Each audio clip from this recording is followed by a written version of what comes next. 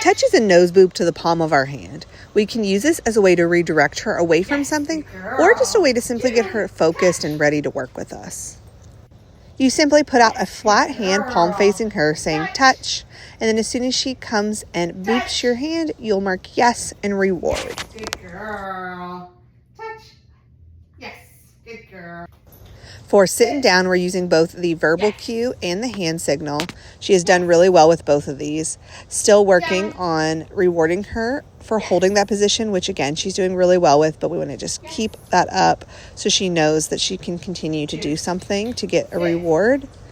You can see we also worked on going into a sit from a down. It's the same word and the same hand signal, just her position from down to sit versus a stand to a sit. When working on sitting down, you want to make sure that you don't repeat yourself, even if she's not doing right away, just like you saw here. Make sure you're not moving your hand. I held my hand signal down. I wasn't moving my hand up and down and not repeating it. Give her a chance to process the information and complete the task before trying to repeat it again. Down. Yes, good girl. June, for recall, we're going to say, June, come. And then as soon as she turns and looks at you, that is when you're going to mark yes. June, and then begin praising her all the way to you. That praising her all the way to you is really important. It keeps her coming. It keeps her excited. You can see that after I mark yes and she gets up and starts moving, then as I begin to praise, she starts moving faster and getting more excited to come to me. My favorite way to practice this is just anytime you're outside in the yard with her, just randomly call her, reward her, and then let her go back to playing or doing whatever she was doing. And just do that a few times every time you guys kind of go out and hang out outside for any kind of period of time. This builds in that random practice and that check-in where she knows sometimes I'm going to call you and we're going to maybe go inside, or I'm stopping you from doing something. But sometimes I just need you to come and check in with me. And then you can go right back to playing. Another great way to practice is by using a long leash that's 20 or 30 feet, practicing in the front yard or in a park, green space, areas that are more novel, just to get her practicing doing it in a wide variety of areas. Leave it means back away from the thing and look at me. So here we're practicing with food dropping. Obviously, this is a very realistic situation where you may drop something in the kitchen that is not safe for her, and we want to be able to tell her to leave it and back away. It's also important that you're practicing dropping multiple things at once, because that is also realistic where things like pills or candy spill, and again, we want to make sure that she backs away and you can reward her for that. In real life situations, you're not likely to have a treat on you, so what you're going to do in those situations is what we call a praise party to the treats, like I'm doing here. Drop it means let go of the thing that is in your mouth. There are two different approaches you're going to have in real time. If it's something lower value and you ask her to drop it and she lets go, then you're going to do the praise party to the treats and reward her for that. If it's something really high value that she's not going to let go of easily, then you're going to go get your treats first, approach her, say drop it, toss those treats to the side, which will get her to drop the item, and then you can go pick up the item and remove it from her. I love practicing this a lot like we did with recall, where I just practice when she has random objects that she's allowed to have, like a pine cone, but then we're building in that random practice, reward her, and then let her go back to chewing the pine cone or the bone. Good girl. Nice job. Good girl. Go get those. Place means go there, lay down, and stay there until I release you. Her release word is free, and that means she's free to get up and do whatever. When doing place, you will start by pointing towards the bed, cue place, and then once she goes to the bed and lays down, mark yes and place a treat on the bed. Placing the treat on the bed while we're working on place is really important versus handing the treat from our hand to her mouth directly. We want her to know that all the food comes to her where she is on the mat, and that she doesn't need to get up and try to meet us for it. And when we give it from our hand to her mouth, she's likely to kind of pop up and try to take it from us when we reach out, versus if she knows the food comes to her, she is more likely to stay put on her place. Then you will begin practicing moving around, adding distance. Maybe you're working on doing something in the house, adding in some distractions, and then you're going to periodically come back and reward her again by placing another treat on the mat. And you do not need to repeat the cue. She knows that treat just means good job, keep it up. The goal is that over time, you're going to be able to add more duration of time between each treat until you no longer need so many treats and maybe you just need 1 or 2 to reinforce place. When practicing, you want to mix it up between adding in duration of time between treats as well as distance and distractions. So these distractions can be small things like I was doing before in this video, opening doors, stomping past her, scooting my feet, jumping up and down. We want to kind of build up her tolerance that no matter what is happening around her, if we've asked her to place, she's going to stay on her place. So you want to practice building in some real life distractions, like maybe you're doing a task or some things that are not as likely to happen, like doing jumping jacks, but we still want to kind of build in that novel and kind of weird things that may happen and that she can stay no matter what. If at some point she gets up and you did not release her, you simply want to send her back to place and then do not reward. You want to send her back and you can, as soon as she lays down, you can praise her, but you do not want to reward her for that. And then you're going to try the thing again. So you can see me working through this here. I'm trying to kind of squat down on her level, which is a hard one for a lot of dogs. As you can see, I'm going to send her back, wait for her to lay down, and then I'm going to try again. And then when she does it the second time, that lets me know that what I'm trying is too hard for her. So I'm going to break it down into smaller bits. So I started with a smaller squat, not facing her, kind of turning to the side, making the thing that I was working on, that distraction, a little bit more simple for her. So squatting down, but not quite going to the floor. And then I reward, and then I do it again and reward, and you build back up to whatever it was you were attempting to do. Practicing in those ways are what I call a formal training session. The other way to work on place is in real life context where you would want her to do place. So for me in my house, this is dinner time. So we practice this every night at dinner, and she has done absolutely fantastic. She will stay throughout the dinner. So you can see here, I've just brought the bed close enough that you can reward her during dinner. You're going to cue her to place, reward her, and then start eating your dinner. As you're eating, you're going to periodically toss her a treat and reward her. If at any point she gets up, you send her back just like we did before. And then, of course, if she does start to fall asleep, which she does a little bit towards the end of this video, you will just let her be. If she's awake, you can continue reinforcing her. Periodically, if she's asleep, you just let her be. The goal, again, just like with place in those other training sessions, is that over time you will start spacing out how often the treat comes. If you are doing this and you go too fast, you might find that she starts getting up a lot. And if that is happening, that is your cue that you aren't rewarding enough right now. So in the beginning, you're going to reward really frequently. And then over time, you're going to do it a little less and a little less. My other big tip for doing place during dinner, if this is when you want to be working on it, is using a food that you don't mind touching and then touching your own food. I don't particularly like to touch all my dog treats and then touch my own food. So what I like to do is use string cheese. I'll just go to the fridge before I sit down for dinner, grab a cheese stick out of the fridge, sit down, open it up, set it next to me, and then I just tear off little pea-sized pieces of cheese throughout dinner to reward her with. This also makes it something special and high value that she only gets during dinner time. Like I said, she has done absolutely fantastic with this. She does stay for the entirety of dinner. And of course, I'm still rewarding her fairly frequently if she's awake. But the fact that she will fall asleep and really never tries to get up is absolutely great for her age and 2 weeks of training. So I'm really proud of her. And I would just keep this up. If you make it a consistent thing, you'll find that it just gets easier and easier, of course. We do this every night at dinner. And so she knows as soon as I bring the bed into the kitchen and place it down, half the time she's already going to place before I can even say anything, because she knows this is what we do. While the humans are sitting at the table eating, I'm going to hang out on my bed and I'm going to be rewarded for relaxing on my bed.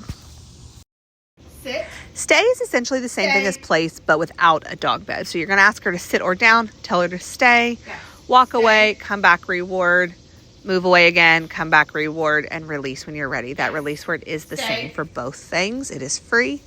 The big difference is kind of how I will use place and stay. So stay is something I'm going to use for shorter things. Maybe it's just 30 seconds, a minute that I need her to hang out for a second. Whereas place I'm going to use for longer durations. 3, 4, 5+ minutes up to, a dinner time, which could be 45 minutes, right? So we want to use it kind of in that way. Stay is short term, place is longer term, because we're giving her something comfortable and concrete to kind of lay on that makes it more clear.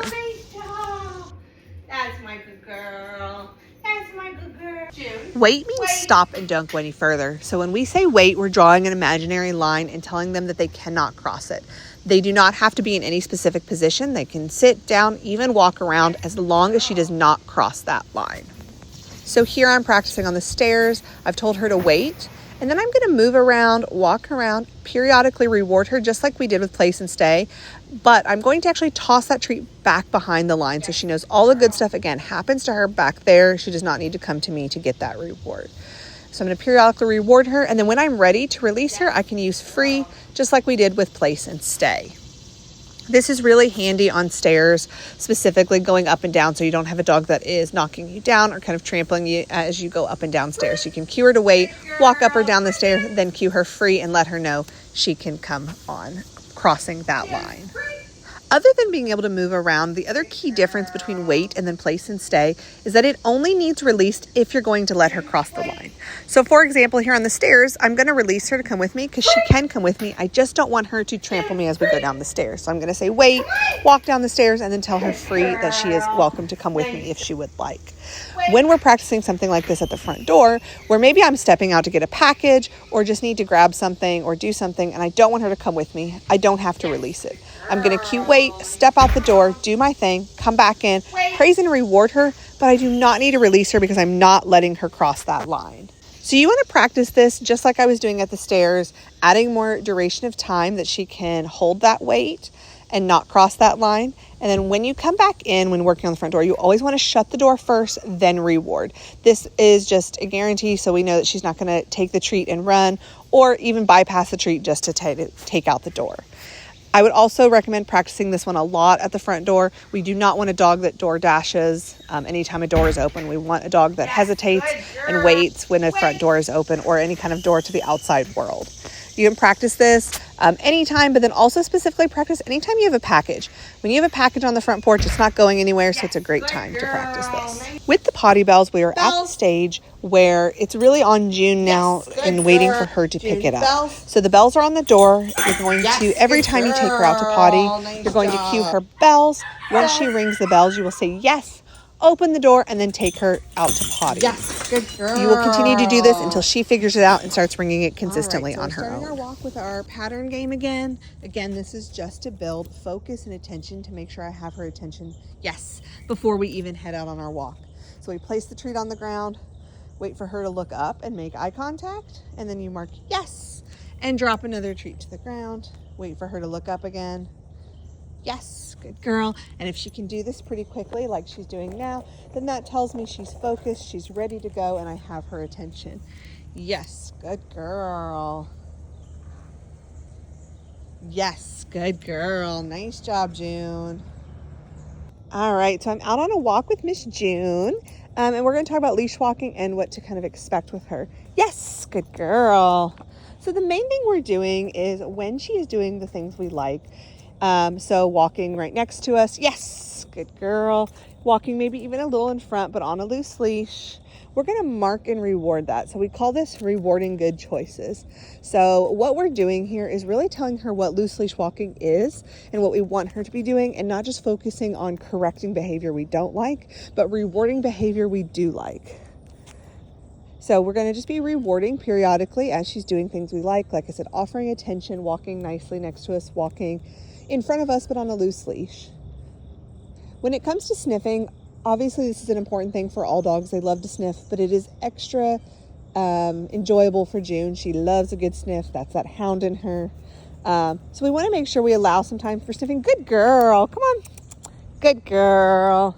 We want to allow her that time to get to sniff and check things out. Especially love when they'll walk and sniff. That's always nice.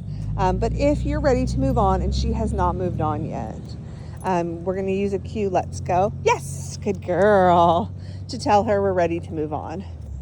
Good job, June. Yes.